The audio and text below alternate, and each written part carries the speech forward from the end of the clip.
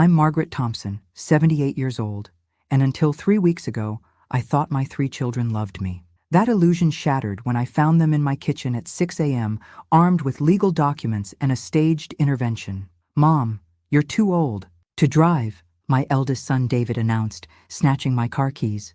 "And frankly, you shouldn't be managing property at your age either." My daughter Sarah slid the house deed transfer papers across my breakfast table like she was doing me a favor.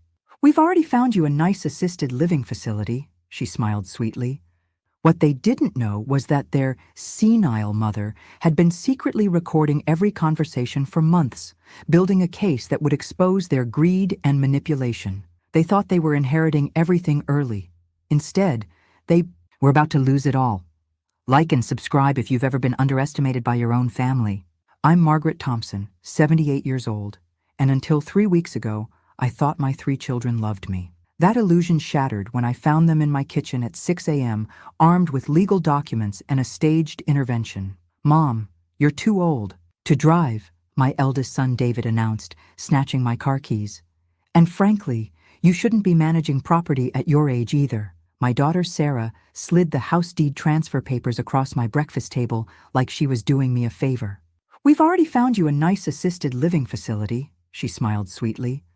What they didn't know was that their senile mother had been secretly recording every conversation for months, building a case that would expose their greed and manipulation. They thought they were inheriting everything early.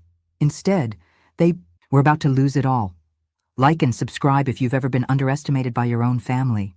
My name is Margaret Thompson, and I need to tell you how I got here, sitting in my kitchen at dawn with my own children treating me like I've lost my mind. 60 years ago, I married my college sweetheart, Robert, and we built what I thought was a beautiful life together. He was an engineer, steady and dependable, and I became a high school English teacher. We raised 3 children in this same house, a modest but comfortable 2-story colonial that Robert and I bought for $23,000 in 1967. When Robert passed 5 years ago from a heart attack, he left me well provided for.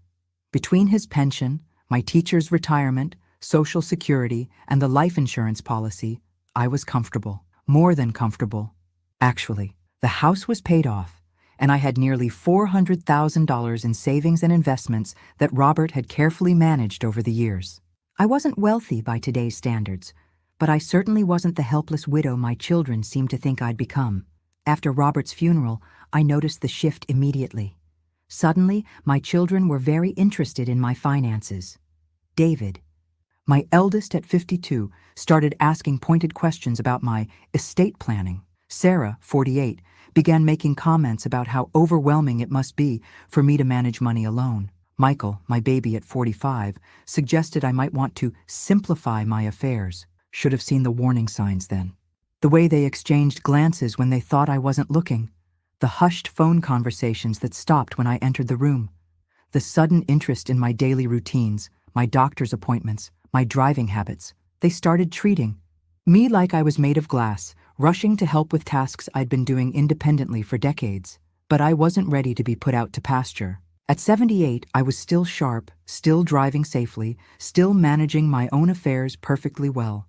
I balanced my checkbook to the penny, paid my bills on time, kept my house immaculate, and maintained an active social life with my book club and garden society. My doctor confirmed at every annual physical that I was in excellent health, both mentally and physically. The children, however, seemed determined to prove otherwise.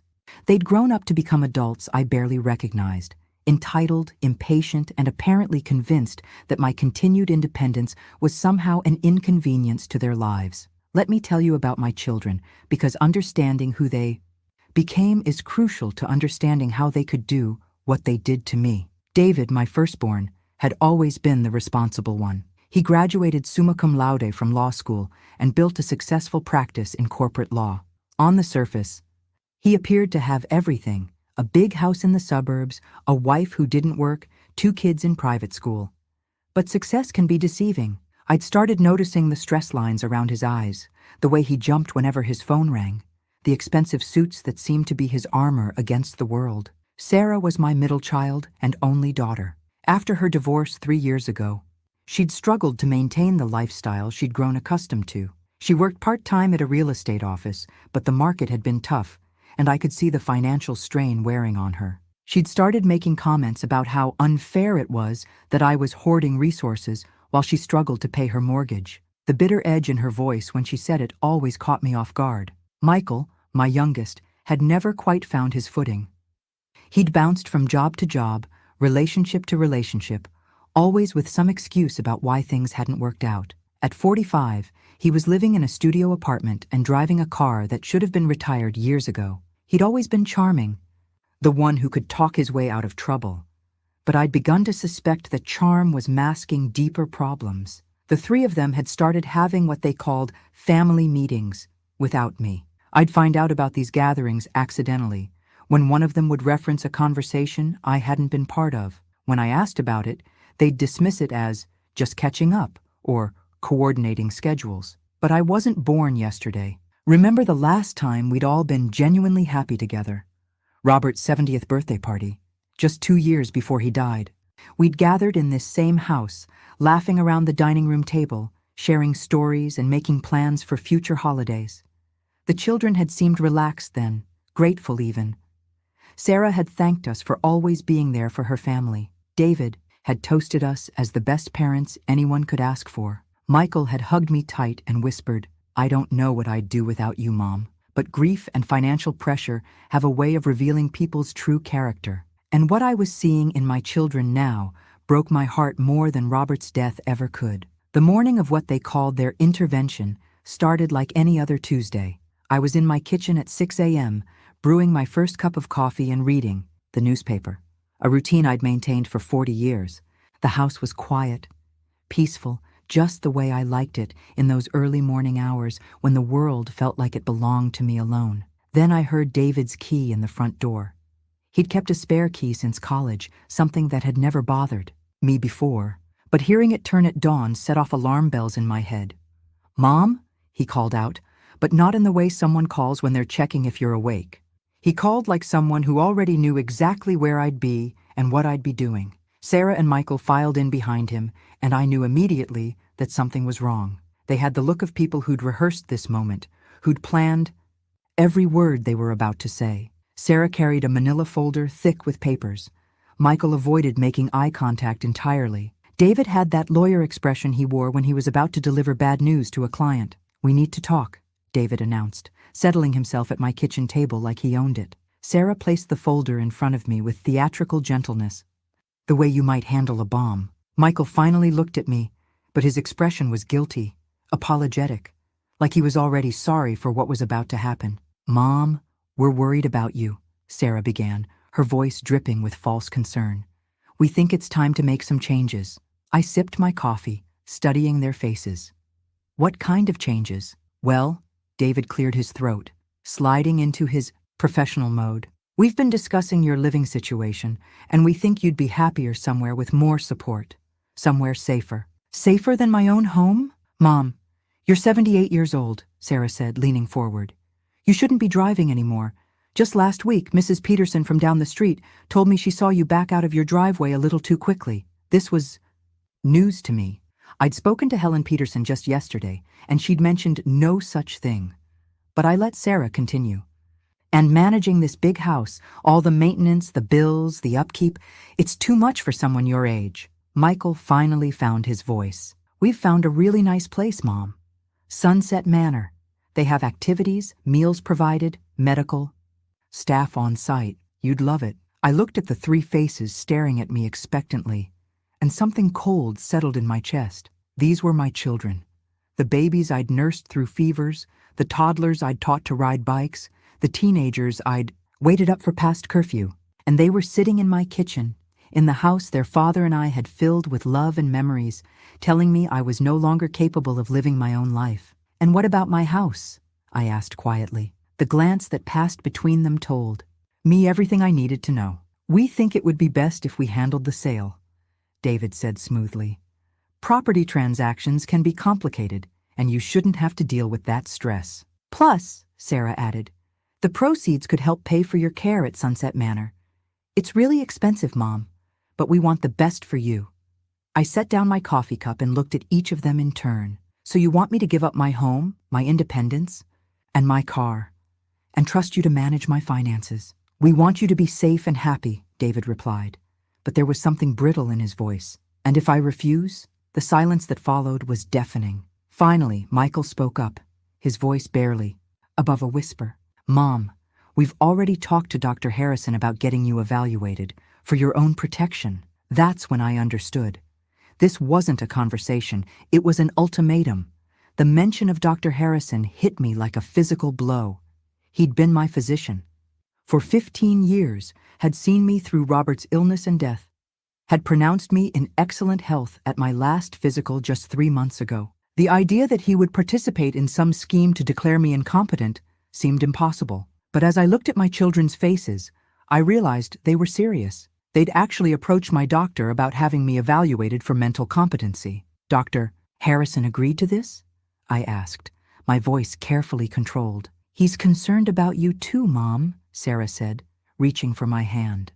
I pulled away. He mentioned that people your age often don't recognize when they're starting to decline. This was a lie.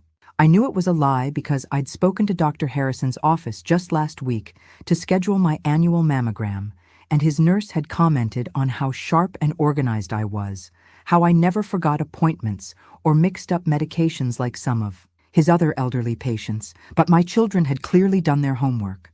David opened his briefcase and pulled out a set of papers. We've also consulted with an elder care attorney about the best way to protect your assets. These power of attorney documents would allow us to help you manage your finances and make medical decisions if needed. Just as a precaution, Michael added quickly. Just in case something happens. I looked at the papers. They were professionally prepared, complete with notary seals and witness signatures. This wasn't something they'd thrown together overnight. This was planned, calculated, and thorough. When did you have these prepared? I asked. Another exchange of glances. A few weeks ago, David admitted. After we started getting worried about you. What exactly prompted this worry? What incident made you think I was incompetent? The question hung in the air. I could see them struggling to come up with a specific example, a concrete reason for their sudden concern about my mental state. It's not one thing, Mom, Sarah finally said. It's a lot of little things. You repeat stories sometimes. You forgot David's birthday last month. I didn't forget David's birthday.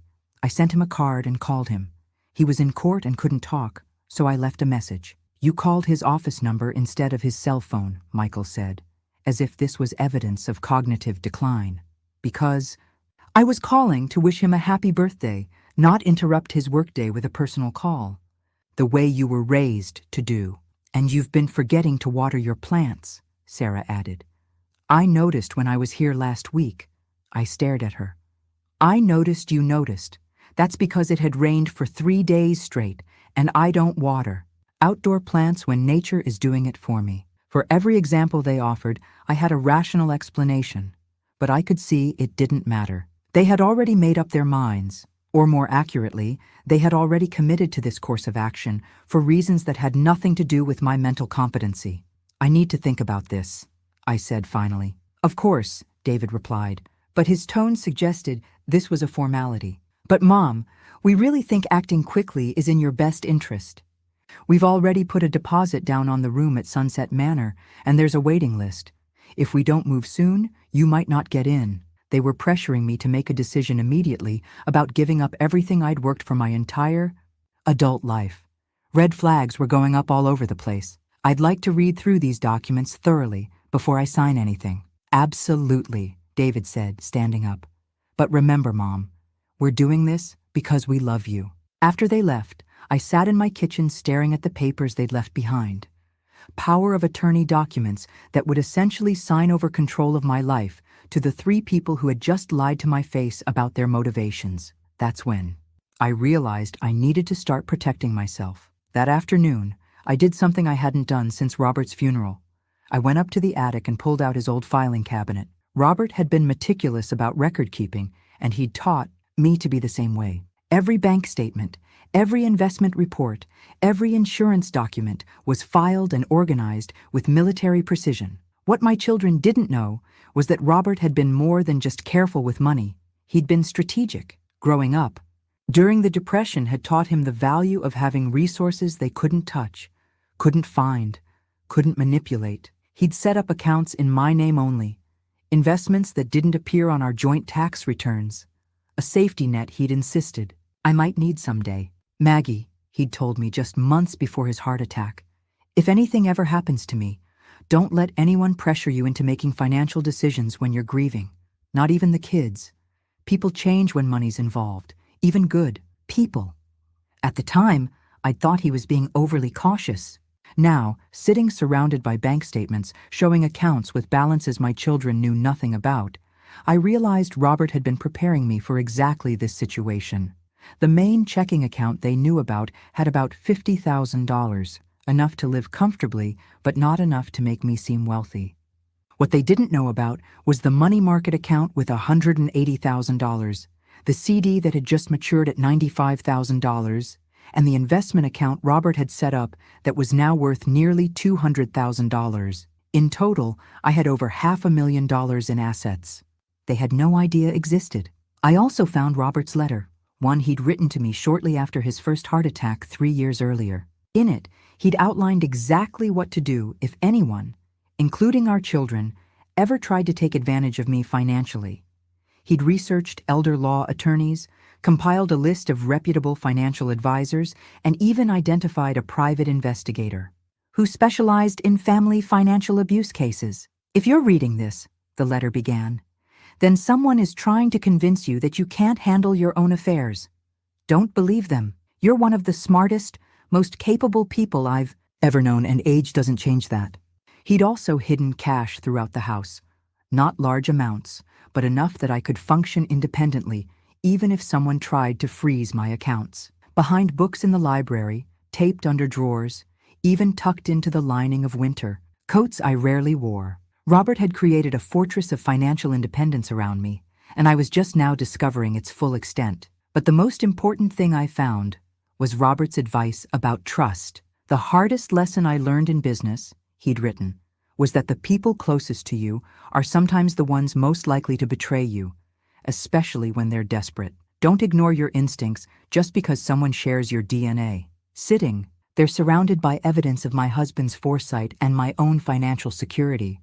I made a decision. If my children wanted to play games, I would show them that their mother wasn't the helpless old woman they thought she was dealing with. I picked up the phone and dialed the first number on Robert's list, Eleanor Fitzgerald, elder law attorney. It was time to start building my own strategy. But first, I was going to find out exactly what had driven my children to this desperate measure. Because people don't usually resort to trying to steal their mother's independence unless they're in serious trouble themselves. Eleanor Fitzgerald's office was everything Robert would have approved of. Professional but warm, with the kind of quiet confidence that comes from years of successfully representing people who've been underestimated. She was about my age, maybe a few years younger, with silver hair pulled back in an elegant bun and eyes that missed nothing. "Mrs. Thompson," she said after I'd explained my situation, "what you're describing is unfortunately more common than most people realize. Adult children who convince themselves they're acting in their parents' best interest when they're actually acting in their own financial interest." She asked me detailed questions about my mental and physical health, my financial situation, and the specific threats my children had made. When I mentioned they'd claimed to have spoken to my doctor, her expression hardened. "Did they provide any documentation of this alleged conversation with Dr. Harrison?" "No, just their word." "We'll verify that immediately." In my experience, when adult children claim a doctor supports their position but can't provide documentation, it's because the conversation never happened. Eleanor explained that what my children were attempting was a form of elder financial abuse, and that I had more rights and protections than they wanted me to believe. She also recommended I hire a private investigator to find out exactly what financial pressures were driving their behavior. "Understanding their motivation gives us leverage," she explained. "Right now, they think they're in control because they believe you're vulnerable and alone. We're going to show them they're wrong on both counts." That's how I met James Morrison, private investigator. He was younger than I'd expected, maybe in his 40s, with the kind of unassuming appearance that probably served him well in his profession. People would overlook him, underestimate him, tell him things they shouldn't. The thing about family financial disputes, he told me, is that they're rarely about the money itself. They're about desperation, about people who've made bad decisions and are looking for someone else to bail them out. Within a week, James had preliminary information that made my blood run cold. David, my successful lawyer's son, was facing a malpractice lawsuit that could cost him everything. Apparently, he'd missed a crucial filing deadline for a major client, resulting in a multi-million-dollar loss. The client was suing not just for the lost money, but for punitive damages. David's malpractice insurance wouldn't cover the full amount, and he was looking at personal bankruptcy. Sarah's situation was even worse. Her ex-husband had stopped paying alimony, and she'd been trying to maintain her lifestyle by borrowing against her credit cards and taking cash advances. She owed nearly $80,000 in credit card debt and was 3 months behind on her mortgage. The bank had already started foreclosure proceedings. Michael's problems were the most heartbreaking. He developed a gambling addiction that had cost him his last 2 jobs and drained his savings. He owed money to people who weren't as patient as banks or credit card companies, the kind of people who charge interest by the day and collect debts with threats. My 3 children, who I'd raised to be honest and self-sufficient, were all facing financial ruin. And instead of coming to me for help, instead of admitting their mistakes and asking for support, they decided to take what they needed by convincing themselves and trying to convince me that I was no longer capable of making my own decisions.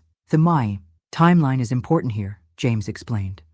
All 3 of them hit their financial crisis points within the last 6 months. That's when they started having those family meetings you mentioned. That's when they started asking about your estate planning. So this intervention was planned from the beginning? I'd say it was planned from the moment they realized that your assets could solve all their problems if they could just get control of them. The betrayal cut deeper than I'd thought possible. These weren't children acting out of love or genuine concern.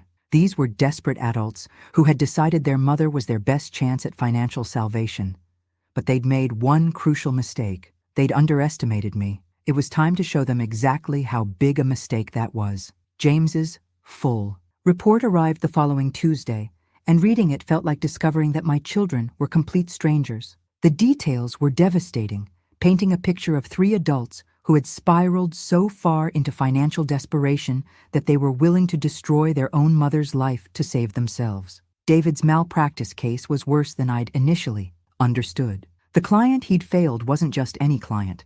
It was Henderson Industries, a family business that had trusted David to handle their acquisition of a smaller company. His missed deadline had voided the deal and cost Henderson not just the purchase price, but millions in projected revenue. The lawsuit was seeking $4.2 million in damages, and David's insurance would only cover $1 million. But that wasn't the worst part. James had discovered that David had been borrowing against his house and liquidating his retirement accounts to pay legal fees for his defense. His wife didn't know. She thought their financial struggles were temporary, related to a slow period at the firm. David was facing not just professional ruin, but the complete destruction of his family's financial security. Sarah's situation was even more complex and heartbreaking. The gambling hadn't started with her divorce. It had caused it. Her ex-husband had discovered she'd been taking cash advances on their joint credit cards to fund trips to the casino. The divorce settlement had been so unfavorable because she'd essentially stolen from their joint assets to feed her addiction. Since the divorce, she'd convinced herself she could gamble her way out of debt. Instead, she'd fallen deeper into the hole. The foreclosure notice on her house wasn't just about missed mortgage payments. She'd taken out a second mortgage and spent that money at the casino too. In 3 weeks, she would be homeless unless she came up with $47,000. Michael's problems were the most dangerous. He'd started gambling to cope with his depression after losing his job 18 months ago. When he couldn't pay his debts to the casino, he'd borrowed from loan sharks. Now he owed $35,000 to people who had already broken his car windows and threatened to break more than that if he didn't pay up soon. The most chilling discovery was a series of text messages James had obtained between my children. They'd been coordinating their approach to me for months, sharing strategies on how to convince me I was incompetent, researching the legal requirements for taking control of an elderly parent's assets. Mom's getting suspicious, one message from Sarah read. We need to move faster.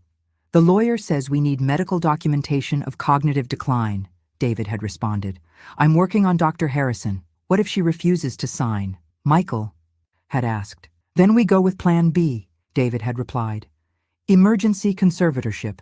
If we can get her declared incompetent, the court will give us control whether she agrees or not. Plan B. They had a Plan B that involved having me declared legally incompetent against my will. James had also uncovered the truth about Dr. Harrison. They hadn't spoken to him at all. David had called his office, but when the nurse asked what the call was regarding, he'd hung up. Their claim that my doctor supported their position was a complete fabrication. But perhaps the most revealing discovery was a conversation James had recorded between Sarah and Michael outside a coffee shop. Sarah had been explaining how they would divide my assets once they gained control. The house alone is worth at least $300,000, she'd said. That plus Mom's savings should be enough to solve all our problems. What about Mom's care? Michael had asked. Medicaid will cover the nursing home once her assets are depleted. We just need to make sure there's enough left for our debts first. They were planning to spend my money on their problems and then let the government pay for my care. They were willing to impoverish me to save themselves. Reading that transcript, I felt something I'd never felt toward my children before. Pure, cold anger. Not the hot anger of a moment's frustration, but the calculating fury of someone who has been betrayed by the people they trusted most. They thought they were dealing with a confused, vulnerable old woman who would be grateful for their help. Instead, they were about to discover they'd declared war on someone who had nothing left to lose and every reason to fight back. It was time to start recording some conversations of my own. The small digital recorder James had given me was no bigger than a matchbox and could capture clear audio from across a room.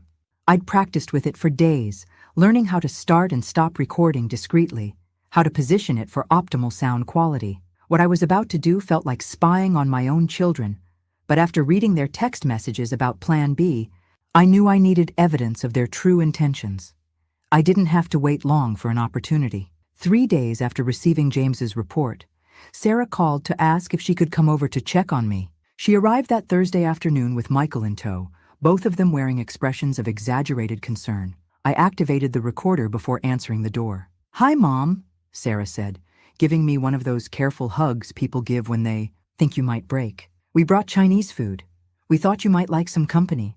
We sat around my kitchen table making small talk about the weather and neighborhood gossip, but I could feel them building up to something. Finally, Sarah cleared her throat. Mom, have you had a chance to think about those papers David left?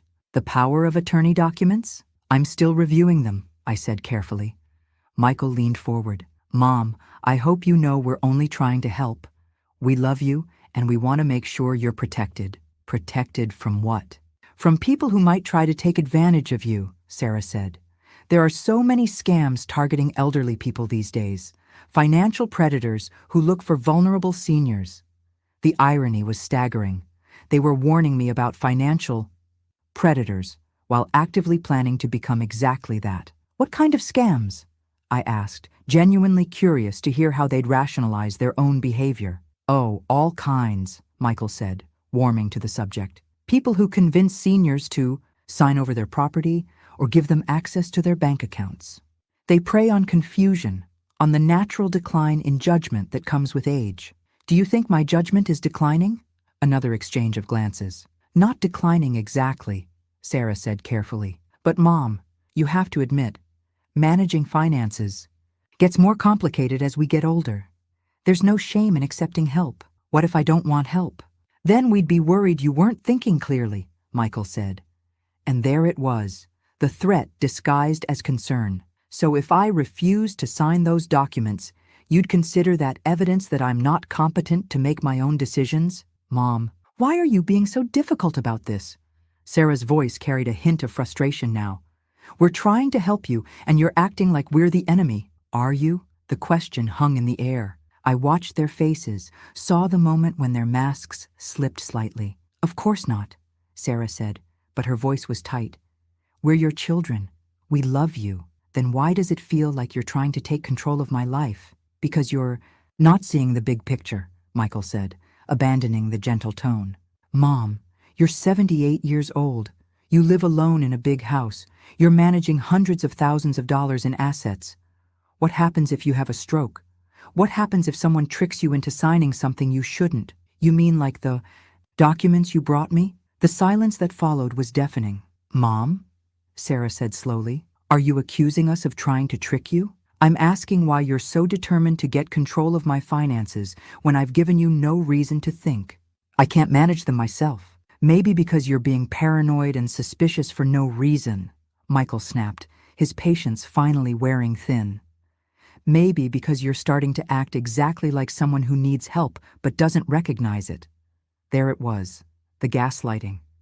Technique James had warned me about. When I questioned their motives, they would claim my questioning was evidence of cognitive decline. So my refusal to immediately hand over control of my life is proof that I should hand over control of my life? Mom, stop twisting everything around, Sarah said. We're not trying to take control.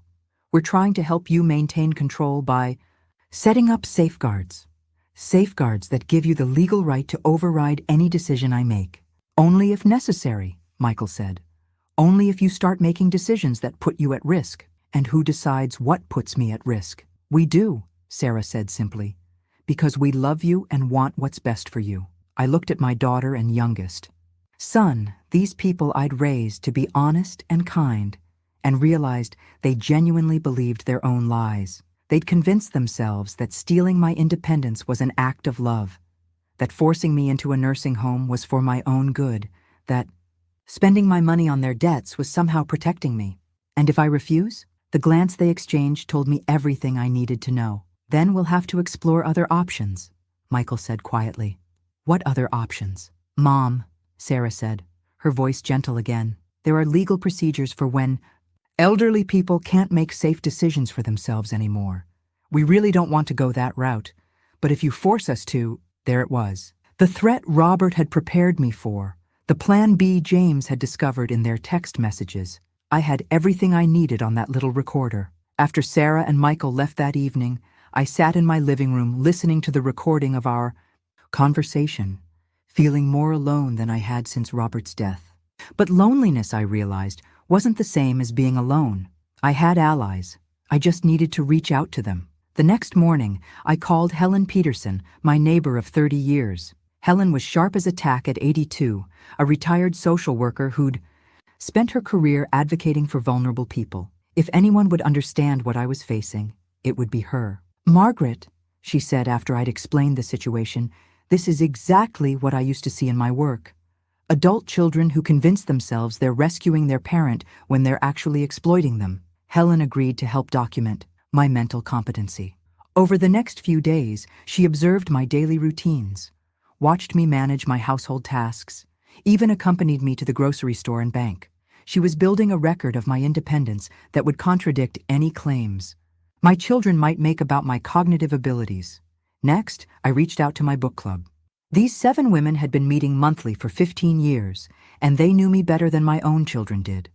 When I explained what was happening, their response was immediate and fierce. Those ungrateful brats, said Dorothy Mills, my former teaching colleague. After everything you've done for them, what can we do to help? Asked Patricia Wong, a retired nurse. Within a week, I had a network of witnesses ready to testify to my mental sharpness and physical capability. Patricia offered to document my medical history and current health status. Dorothy volunteered to provide character references from our teaching days. The entire book club agreed to write statements about their regular interactions with me. But my most powerful ally turned out to be someone I hadn't spoken to in years, my nephew Thomas, Robert's brother's son. Thomas was an accountant in his 50s who'd always admired the way Robert and I had managed our finances. When I called to explain what his cousins were attempting, his reaction was immediate and angry. Aunt Margaret, what they're doing is elder abuse, plain and simple. Have you considered that there might be other family members who don't know what's going on? Thomas had a point. My children had been careful to keep their financial problems private, but they had cousins, aunts, uncles who might be shocked to learn what was happening. Thomas volunteered to reach out to the extended family, not to involve them in the conflict, but to create a broader network of people who could attest to my competency. The more witnesses you have, Eleanor had explained, the harder it becomes for anyone to claim you're isolated or confused. I also reconnected with my former teaching colleagues through the Retired Teachers Association. These were people who'd known me professionally for decades, who could speak to my organizational skills, my ability to manage complex situations, my mental sharpness. The president of the association, Maria Santos, offered to provide whatever documentation I might need. "Margaret," she said, "you organized our fundraising committee for 10 years after retirement. You managed budgets, coordinated events, supervised volunteers. Anyone who claims you're not mentally competent clearly hasn't been paying attention." But perhaps my most important ally was Dr. Harrison himself. When Eleanor's office contacted him about my children's claims, he was outraged. "Mrs. Thompson is one of my sharpest patients," he told Eleanor. "Her memory is excellent, her judgment is sound, and she manages her own medication better than people half her age. I have never had any conversation with her children about her mental competency, and I would never support a claim that she's incompetent." Dr. Harrison agreed to provide a detailed written assessment of my mental and physical health. He also revealed something that made my blood boil. David had called his office 3 times in the past month, trying to get information about my medical condition. Each time, the staff had refused to provide any information without my written consent. "It sounds like your son was fishing for ammunition," Dr. Harrison said. When that didn't work, he apparently decided to simply lie about our supposed conversation. The picture that emerged over those 2 weeks was clear. I wasn't isolated, confused, or vulnerable. I was surrounded by people who knew me well, respected my judgment, and were prepared to stand up for me. My children had made their plans based on the assumption that I was alone and defenseless. They were about to learn how wrong they were. More importantly, I was beginning to understand that this wasn't just about protecting myself. It was about protecting other elderly people who might not have the resources and support network I'd been blessed with. If my children could get away with this kind of manipulation and theft, they'd be emboldened to try it again, perhaps with someone who really was vulnerable. It was time to stop being defensive and start going on the offensive. Eleanor Fitzgerald's office had transformed into what felt like a war room. The conference table was covered with documents, bank statements, medical records, witness statements, transcripts of recorded conversations, and James's investigative report. Eleanor sat across from me, her reading glasses perched on her nose as she reviewed the evidence I'd gathered. "Margaret," she said finally, looking up from the papers, "this is one of the most comprehensive cases of attempted elder financial abuse I've seen, and also one of the best documented. Your children have essentially handed us everything we need to stop them." She explained my legal options, and they were more extensive than I'd realized. Beyond simply refusing to sign their power of attorney documents, I could pursue criminal charges for attempted financial exploitation. I could seek restraining orders to prevent them from contacting my doctors or financial institutions. Most importantly, I could proactively file for a declaratory judgment confirming my mental competency, which would make it nearly impossible for them to pursue their Plan B of having me declared incompetent. "The beauty of taking the offensive," Eleanor explained, "is that it forces them to defend their actions rather than attack your competency. Instead of you having to prove you're mentally sound, they'll have to prove their accusations have merit." But Eleanor also warned me about the emotional cost of legal action against my own children. "This isn't just about winning," she said gently. "This is about the permanent destruction of your relationship with your children. Once we file these papers, there's no going back to the way things were.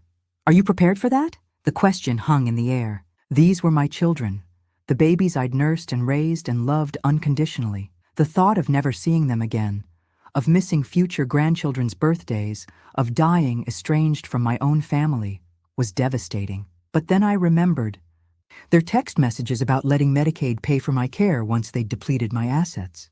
I remembered Michael's casual threat about other options if I didn't cooperate. I remembered the cold calculation in their voices as they planned to strip me of everything I'd worked for. They made this choice when they decided to treat me like an obstacle to their financial salvation, I said finally. "I'm not destroying our relationship. I'm refusing to let them destroy me." Eleanor nodded approvingly. "Then let's talk strategy." The plan she outlined was methodical and devastating. First, we would file a motion for declaratory judgment establishing my mental competency, supported by Dr. Harrison's evaluation and testimony from my network of friends and colleagues. This would create a legal record that I was mentally sound, making any future attempts to declare me incompetent much more difficult. Simultaneously, we would file for restraining orders preventing my children from contacting my medical providers, financial institutions, or anyone else regarding my personal affairs without my explicit written consent. This would stop them from gathering information they could use against me. We would also send cease and desist letters demanding they stop all attempts to interfere with my living situation, healthcare decisions, or financial management. These letters would put them on notice that their behavior constituted elder abuse and that continued interference would result in criminal charges. But the most effective strategy, Eleanor said, might be to confront them with the evidence of their financial problems and let them know you're aware of their true motivations. Sometimes, shame can be more powerful than legal threats. She was right. My children had been operating under the assumption that I was naive about their circumstances. Learning that I knew about David's malpractice suit, Sarah's gambling debts, and Michael's loan shark problems would shatter their sense of control. There's one more thing we should consider, Eleanor added. Your children aren't the only ones who might benefit from your assets. Do you have a current will? Are there other family members or charities you'd like to benefit from your estate? I realized that my will was 15 years old, written when my children were responsible adults. I trusted completely. Given what I'd learned about their current character, it was time to reconsider my legacy plans. I want to help them, I said slowly. But I want to help them in a way that doesn't reward this behavior. Is there a way to structure support that requires them to address their underlying problems? Eleanor smiled. Absolutely. We can create trust structures that provide assistance for legitimate needs, addiction treatment, debt counseling, job training, while preventing them from simply taking your money to continue their destructive patterns. For the first time, since this nightmare began, I felt like I was regaining control. My children had seen me as a victim, a resource to be exploited. Instead, they were about to discover that their mother was someone to be reckoned with. When do we start? I asked. We already have, Eleanor replied, reaching for her phone. I'm calling the courthouse to schedule our filings for tomorrow morning. By noon, your children will receive legal notice that their game is over. The certified mail receipts arrived at Eleanor's office by 3 p.m. the following day, confirming that David, Sarah, and Michael had all received their legal notices. I imagined them opening those envelopes, reading the cease and desist letters, realizing that their carefully orchestrated plan had just collapsed. The documents Eleanor had filed were comprehensive and damning. The declaratory judgment motion included Dr. Harrison's detailed assessment of my mental competency, witness statements from my book club and neighbors, financial records proving my capable management of complex assets, and most devastatingly, transcripts of my children's recorded conversations where they admitted their scheme was motivated by their own financial desperation rather than concern for my welfare. The restraining orders were specific and immediate. My children were prohibited from contacting my doctor, my bank, my financial advisor, or any other professional regarding my personal affairs. They were forbidden from entering my property without permission or attempting to remove me from my home. Most importantly, they were legally barred from claiming to represent my interests or speak on my behalf in any capacity. But the most powerful document was the one Eleanor had suggested at the last minute, a formal complaint to the state, Bar Association, regarding David's attempt to manipulate his mother's medical and financial situation while facing his own malpractice lawsuit. As an attorney, David had a professional ethical obligation that his behavior clearly violated. My phone started ringing at 4:17 p.m. Mom, what the hell is this? David's voice was shaking with rage. You had us served with legal papers? I protected myself from people who were trying to exploit me, I replied calmly. I'd practiced this conversation with Eleanor, knowing it would come. Exploit you? We're your children. We were trying to help you. By lying to me about Dr. Harrison? By planning to have me declared incompetent if I didn't cooperate? By discussing how to divide my assets while letting Medicaid pay for my care? The silence on the other end told me he understood exactly what I was saying. I don't know what you think you heard. I have recordings, David. I have your text messages. I know about your malpractice lawsuit, Sarah's gambling debts, and Michael's loan shark problems. I know this was never about protecting me. It was about saving yourselves. Mom, you don't understand. I understand perfectly. You're facing financial ruin, and you decided your mother's independence was an acceptable sacrifice to solve your problems. It's not like that. Then explain to me how it is, David.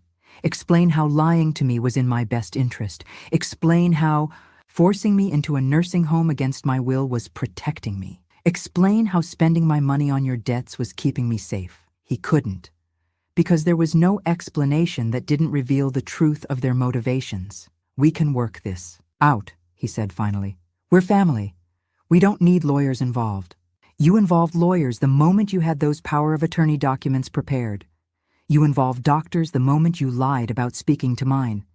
You involved the legal system the moment you threatened to have me declared incompetent. I'm just responding to the game you started playing, Sarah called 20 minutes later, crying. Mom, please, you have to understand. I'm going to lose my house. I needed help, and you thought you'd take mine instead of asking for it. I was embarrassed. I didn't want you to know how badly I'd messed up. So instead of being honest about your gambling problem, you decided to convince me I had a competency problem? The crying stopped. How did you? I know everything, Sarah. The casino debts, the foreclosure, the plan to use my money to pay your creditors, and then abandon me to Medicaid.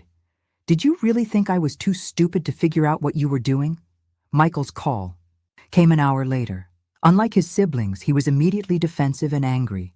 You're making a huge mistake, Mom. Those people you're listening to, they're just trying to turn you against your own family. What people, Michael? Lawyers who want to bill you thousands of dollars, neighbors who are jealous of what you have, whoever else is putting these ideas in your head. The ideas in my head come from your own words, recorded in your own voice, admitting that you planned to steal my independence and spend my money on your debts. I never said that. Would you like me to play the recording for you? Another silence. Mom, you don't understand how serious my situation is. These people I owe money to are not my responsibility. Your gambling debts are not my emergency. They'll hurt me if I don't pay them. Then you should have thought of that before you started gambling with money you didn't have.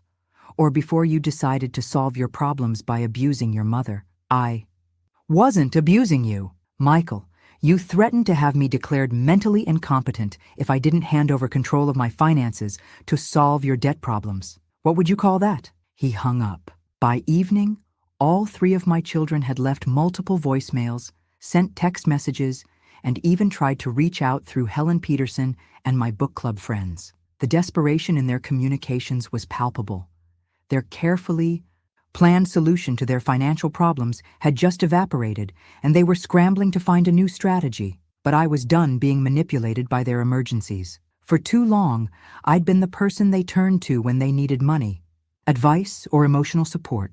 I'd been their safety net, their backup plan, their reliable source of help without judgment. Now they knew that safety net came with conditions, and treating me like an obstacle to their financial salvation wasn't one of them. They came together, 3 days later, arriving at my front door like a delegation. I watched through the window as they stood on my porch, clearly steeling themselves for what they knew would be a difficult conversation. David carried a briefcase, Sarah clutched a tissue box, and Michael looked like he hadn't slept in days. Let them ring the doorbell twice before answering. We need to talk, David said, his lawyer voice in full effect. The restraining order says you can't enter my property without permission. Mom, please, Sarah said, her eyes red from crying. We're your children. Surely we can work this out. I studied their faces, seeing the desperation they were trying to hide behind forced composure. These were people who had run out of options, who had bet everything on a plan that had just spectacularly failed. You can come in, I said finally.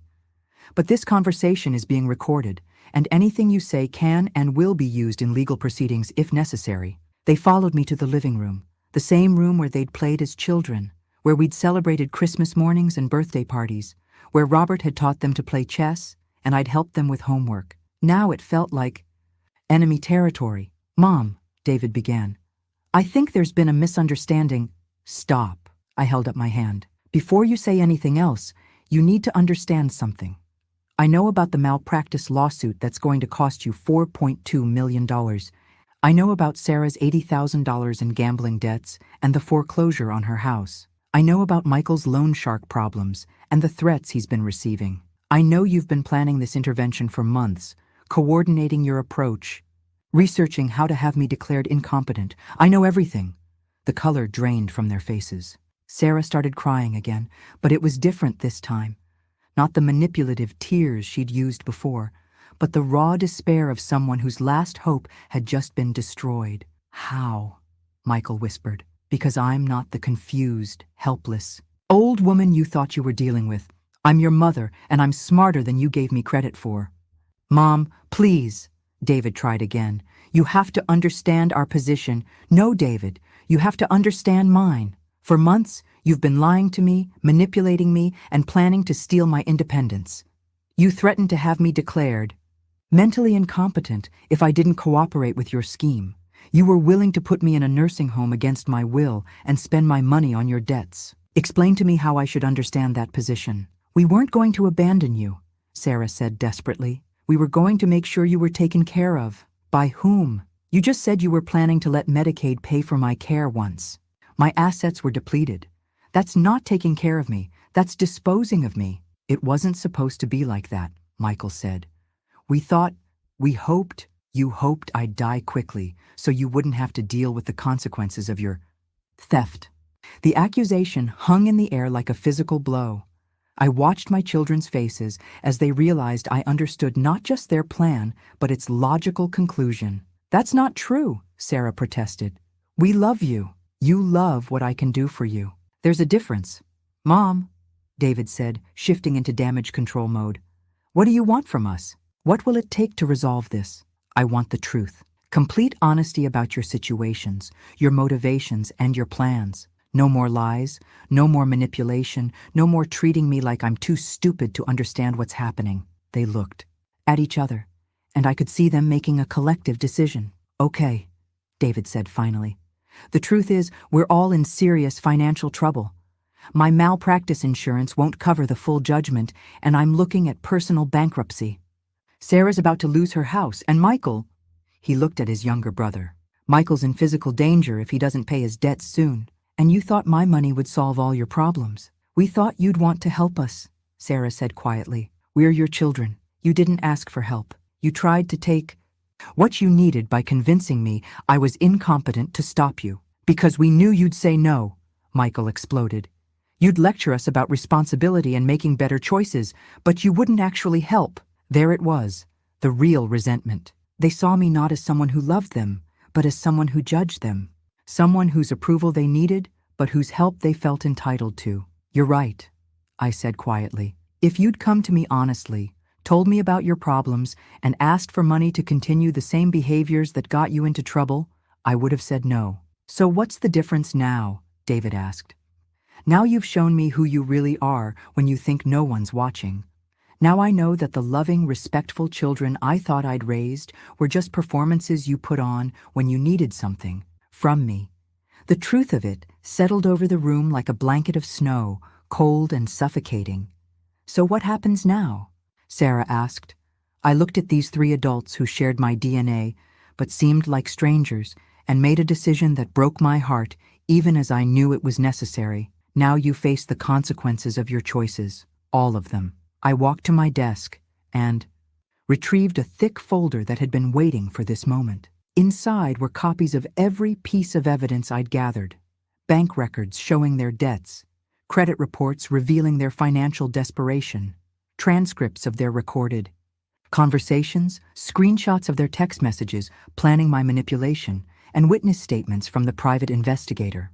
Since you want the truth, I said, placing the folder on the coffee table between us. Let's look at all of it. I opened to the first page, David's malpractice lawsuit documents. Henderson Industries versus David Thompson. $4.2 million in damages. Your insurance covers $1 million. That leaves you personally liable for $3.2 million. David's face went ashen as he realized the extent of what I knew. Here's your credit report, showing you've liquidated your retirement accounts and borrowed against your house to pay legal fees. Your wife thinks this is temporary, doesn't she? She doesn't know you're facing personal bankruptcy. I turned to Sarah's section. Credit card debt totaling $83,647. 3 months behind on mortgage payments. Foreclosure proceedings initiated. But here's the interesting part. Gambling losses at Riverside Casino totaling over $200,000 in the past 18 months. Sarah was sobbing now, but I continued. And Michael, $35,000 owed to unlicensed lenders, vehicle vandalized, threats documented by police reports you filed but then withdrew. They're not going to wait much longer, are they? Michael couldn't meet my eyes. But the most revealing evidence, I continued, isn't about your debts.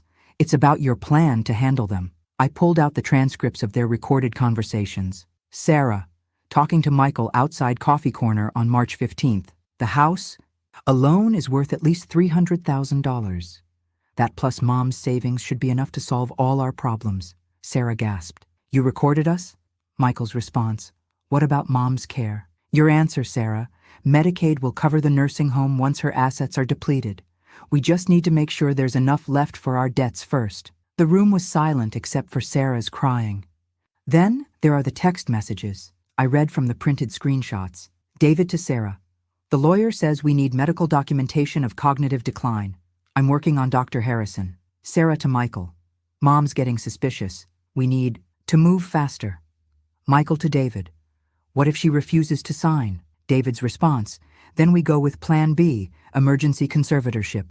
If we can get her declared incompetent, the court will give us control whether she agrees or not. I looked up at David. Plan B. You were prepared to have your own mother declared legally incompetent to steal her money. It wasn't stealing, David said weakly. We were going to take care of you. With what money? You were planning to spend mine on your debts, then let the state pay for my care. How is that taking care of me? I pulled out another document. Here's Dr. Harrison's statement confirming that none of you ever spoke to him about my mental health, despite your claims to the contrary. He was quite upset to learn you'd been lying about his professional opinion. And here, I continued, is the timeline showing that all 3 of your financial crises came to a head within 6 months of each other, and that your family meetings about my welfare began immediately afterward. Quite a coincidence. The evidence was overwhelming and undeniable. Every piece of their plan, every lie they'd told, every manipulation they'd attempted was documented in black and white. The most damning evidence, I said, pulling out the final section, is the conversation I recorded right here in this house 3 weeks ago, where you threatened me with forced conservatorship if I didn't cooperate with your scheme. I played a portion of the recording. Their own voices filled the room, calm and calculating as they discussed taking control of my life. There are legal procedures for when elderly people can't make safe decisions for themselves anymore. Sarah's recorded voice said, We really don't want to go that route. But if you force us to. I stopped the recording and looked at their stricken faces. This isn't a family disagreement, I said quietly. This is elder abuse, financial exploitation, and conspiracy to commit fraud. You didn't just plan to steal my money. You planned to steal my freedom, my independence, and my dignity. What are you going to do with all this? David asked, his lawyer instincts finally kicking in. That depends on what you do next, I replied. Because this conversation is your last chance to salvage anything from the wreckage of our relationship. I closed the folder and looked at each of them in turn. The question isn't what I'm going to do. The question is what you're going to do to prove you're still the children I raised, somewhere underneath the desperate, greedy adults you've become. The silence in my living room stretched for what felt like hours. My children sat surrounded by the evidence of their betrayal, finally understanding that their mother wasn't the confused, helpless woman they'd thought they were manipulating. David was the first to speak, his lawyer training helping him process the legal implications, faster than his siblings. Mom, if you pursue this legally, it won't just hurt us. It'll destroy our families. My kids will lose their college funds when I declare bankruptcy. Sarah's children will be homeless. Michael could end up in the hospital if those loan sharks decide he's never going to pay. You should have thought of that before you decided to solve your problems by abusing me. We weren't abusing you, Sarah protested, but her voice lacked conviction. Sarah, you planned to have me declared mentally incompetent, force me into a nursing home, spend my life savings on your gambling debts, and then let the government pay for my care. What would you call that? She had no answer. Michael finally looked up from the floor. So what do you want from us? You want us to grovel? You want us to admit we're terrible people? Fine, we're terrible people. But we're still your children, and you're still our mother. That has to count for something. It counts for why this conversation is happening in my living room instead of a courtroom, I replied. But it doesn't erase what you tried to do to me. I stood up and walked to the window, looking out at the garden Robert and I had planted together 40 years ago. The roses were blooming, just like they did every spring, regardless of the human drama unfolding inside the house. Here's what's going to happen, I said, turning back to face them. First, you're going to get help for your underlying problems. David, you're going to tell your wife the truth about your financial situation. Sarah, you're going into gambling. Addiction treatment. Michael, you're going to find a legitimate solution to your debt problem that doesn't involve borrowing from criminals. And if we don't? David asked. Then I file criminal charges, pursue civil litigation, and make sure everyone in our family and community knows exactly what you tried to do to me. The Bar Association complaint against David goes forward. Sarah's foreclosure becomes public record, along with her gambling history. Michael's loan shark problems become a police matter. They exchanged glances, realizing they had no leverage left. But if we do what you're asking, Sarah said quietly, then we see if there's anything left of our relationship worth salvaging. I walked back to my desk and pulled out 3 envelopes I'd prepared with Eleanor's help. These are trust fund documents. Each of you will receive help with your immediate crisis, but the money comes with conditions. David, your trust will pay for bankruptcy proceedings and basic living expenses while you rebuild your practice, but only if you're completely honest with your wife and attend financial counseling. Sarah, your trust will cover addiction treatment and prevent foreclosure, but only if you complete a gambling recovery program and accept ongoing monitoring of your finances. Michael, your trust will pay off your dangerous debts and provide job training, but only if you enter addiction treatment and maintain steady employment. I handed them each an envelope. The trusts are managed by an independent trustee. I don't control the money once it's transferred, which means you can't manipulate me to get more. The conditions are legally binding, which means you can't take the money and then ignore the requirements. David opened his envelope and scanned the documents. This is more generous than we deserve. Yes, it is. But it's also the only help you're going to get from me. There are no second chances, no additional bailouts, no emergency loans. This is it. What about Christmas? Family dinners? Our relationship? Sarah asked. That depends entirely on you. I'm willing to rebuild our relationship if you're willing to become people worth having a relationship with. But I will never again be the person you turn to when you need money, and I will never again allow you to treat me as anything less than the intelligent, capable woman I am. Michael looked up from his documents. These trust conditions, they're pretty strict. They're designed to help you solve your problems instead of just postponing them. If you're not willing to do the work to change your lives, then the money won't help anyway. And if we refuse? David asked. I walked to the phone. Then I call Eleanor Fitzgerald and tell her to proceed with all legal actions. The weight of their situation finally seemed to hit them. They were facing a choice between accepting help with strict conditions or facing the full legal consequences of their attempted elder abuse. I need to think about this, Sarah said. You have 24 hours, I replied. After that, the offer is withdrawn, and we proceed with legal action. As they filed out of my house, none of them looked back. I watched through the window as they stood in my driveway, clearly arguing about what to do next. For the first time in months, I felt like I was in control of my own life again. But I also felt something I hadn't expected: sadness. These weren't the children I'd raised. These were strangers who happened to share my DNA, and I was grieving the loss of the people I thought they were. The call came at 8:47 p.m. the next evening, just 13 minutes before my deadline expired. It was David, and his voice sounded hollow, defeated. We accept your terms, he said simply. All 3 of you? Yes, Sarah and Michael are here with me.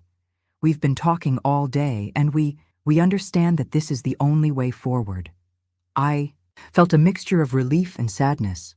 Relief that they'd chosen help over continued self-destruction. Sadness that it had taken the complete destruction of our relationship to get them to this point. There's something else, David continued. We owe you an apology. Not because it's required for the trust funds, but because you deserve to hear it. What we did to you was inexcusable. I'm listening.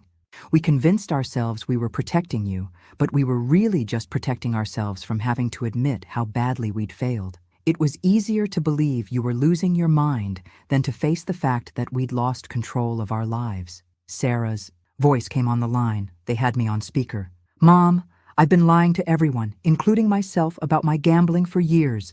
When you started asking questions about our finances, it terrified me because I knew if you found out the truth, you'd be disappointed in me. So you decided to make me the problem instead. Yes, and I'm ashamed of that. Michael's voice was barely audible. I've been angry at everyone except the person responsible for my problems.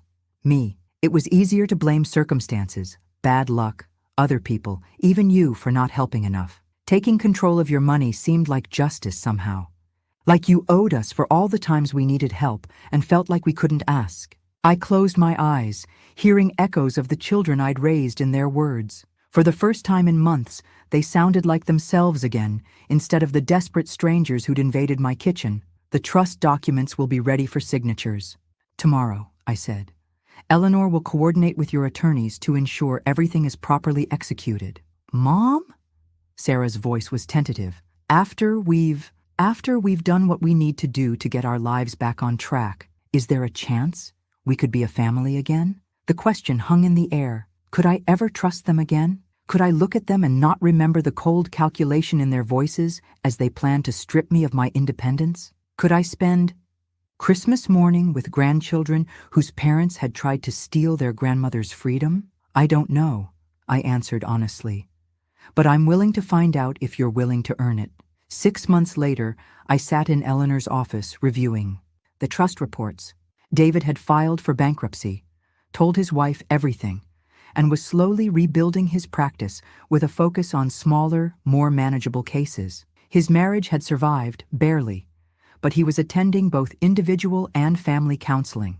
The Miu Trust had paid for his basic living expenses and bankruptcy proceedings as promised. Sarah had completed a 90-day inpatient gambling treatment program and was attending daily meetings. She'd lost her house but had found a small apartment and was working full-time in real estate again. More importantly, she'd been gambling-free for 127 days. The trust had prevented her foreclosure and paid for her treatment, but she was supporting herself now. Michael had completed drug and alcohol treatment. Apparently his gambling had led to substance abuse as well, and was working as a supervisor at a construction company. The trust had paid off his dangerous debts and funded job training. He'd moved to a different city to escape the temptation of his old life. They're all complying with the trust conditions, Eleanor reported. More than complying, actually. They seem to be genuinely working to change their lives. Good, I said. But my feelings were more complicated than that simple word conveyed. Have you had any contact with them? David sends monthly reports about his progress, as required. Sarah calls occasionally to update me on her recovery. Michael sent a birthday card last month. The first time he'd remembered my birthday in 3 years. But no family gatherings? No attempts to rebuild the relationship? I shook my head. We're not ready for that yet. Maybe we never will be. But for the first time in months, I'm not angry when I think about them. I'm just sad. Sad that your children disappointed you? Or sad that you had to become someone they couldn't manipulate? Eleanor's question cut straight to the heart of something I'd been struggling with. In protecting myself from my children's schemes, I had to abandon the role I'd played my entire adult life, the loving, supportive mother who would do anything for her children. I'd become someone harder, more suspicious, more strategic. Both, I admitted. I grieve for the mother I used to be almost as much as I grieve for the children I thought I had. But as I drove home that afternoon, I realized something else. I didn't regret the choice I'd made. I'd saved myself from becoming a victim. And in doing so, I'd perhaps saved my children from becoming the kind of people who could steal their mother's freedom and sleep soundly afterward. Sometimes the most loving thing you can do for someone is refuse to enable their worst impulses, even when that someone is your own child. A year after the confrontation that changed everything, I found myself sitting in the same kitchen where it all began. But the woman at that table was different from the one my children had tried to manipulate. I was stronger, more confident in my own judgment, and surprisingly, happier than I'd been in years. The house felt like mine again. For months after Robert's death, it had felt like a museum of our shared life, a place where I was merely the caretaker of memories. Then, during my children's attempted intervention, it had felt like a fortress under siege. Now it simply felt like home, my home, where I made the decisions and controlled my own destiny. I'd made changes, both practical and symbolic. The spare bedroom that had been Robert's office was now my art studio. At 79, I decided to try watercolor painting, something I'd always wanted to do but never had time for while teaching and raising children. Helen Peterson had introduced me to an art class at the senior center, and I discovered I had a talent for landscapes. My book club had evolved into something more like a support group for women facing family challenges. Word had spread about my situation, and other elderly women in the community began sharing their own stories of adult children who viewed their parents' assets as early inheritance. We'd become advocates for each other, sharing information about legal protections and warning signs of financial abuse. The new will I drafted with Eleanor's help reflected my changed perspective on family and legacy. While I'd left modest amounts to my children, enough to show I still loved them, but not enough to solve major problems, the bulk of my estate would go to organizations that protected elderly people from financial abuse. I'd also established a scholarship fund for young people entering social work or elder law, hoping to build a stronger network of advocates for future generations. My relationship with my extended family had grown stronger. Thomas, my nephew, visited monthly now, and I'd reconnected with Robert's sister and her children. They'd been horrified to learn what my children had attempted, and their support had reminded me that blood relationships didn't automatically entitle someone to trust, but they could still be earned through consistent, loving behavior. Dr. Harrison had become not just my physician, but something of an ally in my new advocacy work. He'd agreed to speak at senior center presentations about recognizing and preventing elder abuse, and he'd changed his office policies to make it harder for adult children to access their parents' medical information without explicit consent. Most surprisingly, I'd started dating. Harold Murphy was a widower I'd met at the art class, a retired electrician whose wife had died 2 years before Robert. We'd bonded over our shared experience of rebuilding our identities after decades of marriage, and our friendship had slowly evolved into something more. At our age, romance looked different. More conversations over coffee, fewer butterflies, but a deep appreciation for someone who valued my intelligence and independence. Harold knew my story and understood why I was cautious about anyone who might have financial motivations for showing interest in me. He had his own comfortable retirement savings and grown children who treated him with respect. We weren't talking about marriage or moving in together. We were simply enjoying each other's company without the pressure of defining what that meant. Tiorgetio. Most significant change, though, was in how I viewed my own worth. For too many years, I'd defined myself primarily through my relationships: Robert's wife, the children's mother, the supportive family member who could always be counted on for help. The crisis with my children had forced me to rediscover Margaret Thompson as an individual, and I liked the woman I'd found. I was still generous, still loving, still willing to help people in need, but I was no longer willing to be taken advantage of, manipulated, or treated as less than the intelligent, capable person I'd always been. I'd learned to set boundaries, to question motivations, and to trust my own instincts even when others tried to convince me I was wrong. The hardest part of my new life was the absence of my children. I missed the people I'd thought they were, missed the family traditions we'd shared, missed being a grandmother who was welcomed and respected rather than viewed as a financial resource. But I didn't miss the anxiety of wondering what they really wanted when they called, or the feeling of being judged and found lacking by people whose own lives were falling apart. Some people might think I was too harsh, that families should forgive anything and maintain relationships no matter what. But I'd learned that forgiveness didn't require continuing to enable destructive behavior. I could forgive my children for what they'd done while still protecting myself from what they might do again. As I sat in my kitchen that morning reading The newspaper and drinking my coffee in peace, I realized this was what contentment felt like. Not the desperate happiness of someone trying to please everyone around them, but the quiet satisfaction of someone who had chosen to live life on her own terms. 2 years have passed since that morning when my children sat in my kitchen and tried to convince me I was too old to control my own life. As I write this story, I'm 80 years old, living independently in the same house, driving my own car, managing my own finances, and making my own decisions about everything from what to eat for breakfast to how to spend my money. The trust funds I established for my children have served their purpose. David has rebuilt his law practice with a focus on honest, ethical work rather than high-stakes cases that compromised his judgment. His marriage survived, though it took extensive counseling and complete transparency about their finances. He sends me quarterly reports about his progress, as required by the trust, but also occasional personal notes about his children's accomplishments or family milestones. We're not close, but we're civil. Sarah completed her gambling addiction treatment and has been clean for over 2 years. She lost her house, but found something more valuable: honesty about her problems and the tools to address them. She works as a gambling addiction counselor now, helping other people recognize and overcome the same destructive patterns that nearly destroyed her life. Her thank you card last Christmas was the first communication from her that didn't ask for anything. Michael moved across the country for a fresh start and has maintained steady employment for 18 months. He married a woman he met in addiction recovery, and they're building a life based on mutual support rather than shared dysfunction. He called me on my birthday this year, the first time we'd spoken directly since the confrontation in my living room. But this story isn't really about my children's redemption. It's about the thousands of elderly people who face similar situations every day. Adult children who view their parents' independence as an inconvenience and their assets as an inheritance to be claimed early.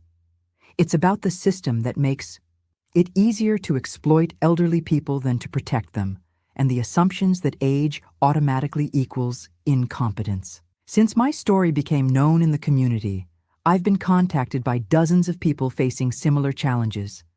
There's the 82-year-old man whose son moved in to help and then started controlling his finances. The 75-year-old woman whose daughter convinced her to sign over her house and then tried to have her committed when she objected. The 88-year-old widower whose grandchildren were stealing his Social Security checks while telling him he was too confused to notice. Each story breaks my heart and strengthens my resolve to speak out about elder abuse. I've testified before the state legislature about the need for stronger protections. I've worked with Eleanor to create educational programs for seniors about their legal rights. Most importantly, I've tried to help other elderly people understand that they don't have to accept being diminished, dismissed, or controlled by anyone, including their own children. The responses to my advocacy have been revealing. Some people praise me for standing up for myself and others. But I've also been criticized for being unforgiving toward my children, for destroying my family over money, for being a bitter old woman who chose pride over love. These critics miss the point entirely. This was never about money. It was about dignity, respect, and the right to remain in control of your own life regardless of your age. It was about refusing to accept that becoming a senior citizen means surrendering your autonomy to people who may not have your best interests at heart. My children didn't lose a relationship with a loving mother because I was unforgiving. They lost it because they chose to view me as an obstacle to their financial goals, rather than as a person deserving of respect. The money they wanted so desperately is still here, still providing me with security and independence. But more importantly, my self-respect is intact. To anyone facing similar challenges, I want you to know, you are not too old to fight for yourself. Your age does not make you less worthy of respect, dignity, or independence. The people who claim to love you while trying to control you are not acting out of love.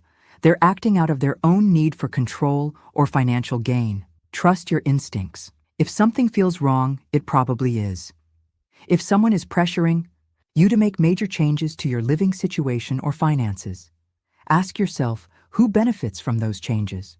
If the people closest to you are suddenly very concerned about your mental capacity, Demand independent verification of their claims. Most importantly, don't let anyone convince you that accepting help means surrendering control. Real help empowers you to remain independent.